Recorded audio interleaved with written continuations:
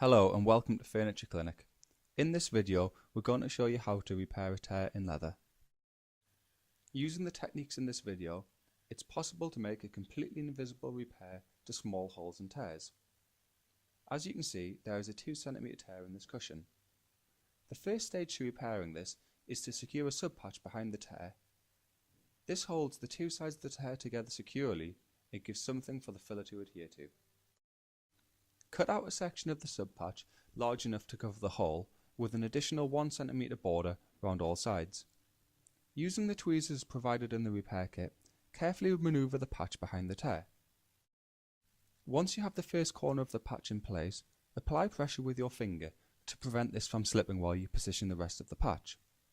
It's important to take your time with this stage to ensure the patch is placed correctly, as this is what holds the tear together. If you're finding it difficult to secure the patch, you could place a pin through the centre of the patch into the foam behind the leather.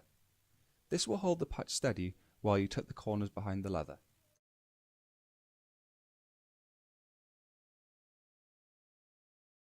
Once the patch is in place, trim away any loose fibres from the edge of the tear using a pair of scissors.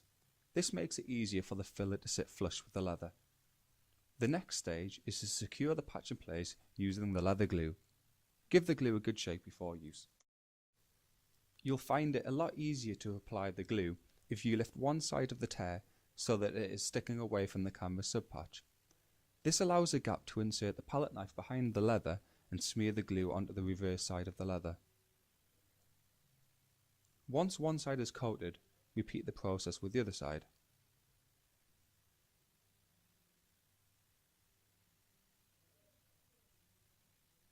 Once the glue has been applied, heat the area with a hairdryer for about 5 minutes to help the glue cure faster, or leave it to dry naturally for about 20 minutes.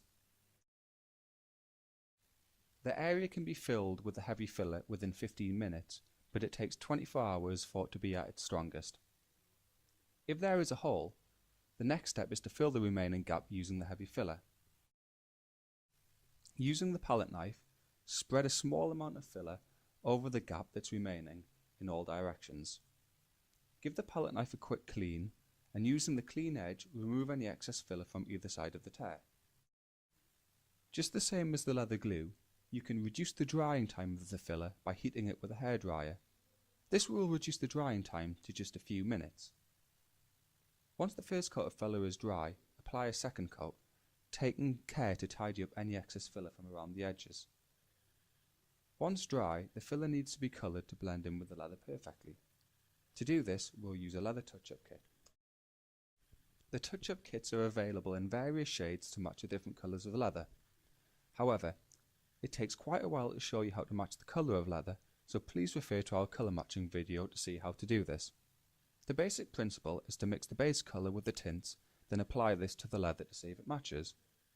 If it doesn't match, simply tint it some more and keep repeating this process until it matches the leather exactly. Once you have a good match, you can then apply it to the repair. To do this, apply a small amount of colour onto a sponge and gently dab this onto the repair. Just like the other products, the colour will dry within a few minutes if you warm it up with a hairdryer. It may be necessary at this stage to add another coat of heavy filler in order to bring the repair flush with the surrounding leather. Remember, remove any excess filler from around the repair. Once the final coat of filler is dry, continue applying the colour until you can no longer see the repair. Once you're happy with the colour, dab a couple of coats of leather finish on in order to seal the colour in and achieve the correct level of shine to match the leather. Once again, you can use a hairdryer to reduce the drying time of the finish, and so this should only take a couple of minutes per coat.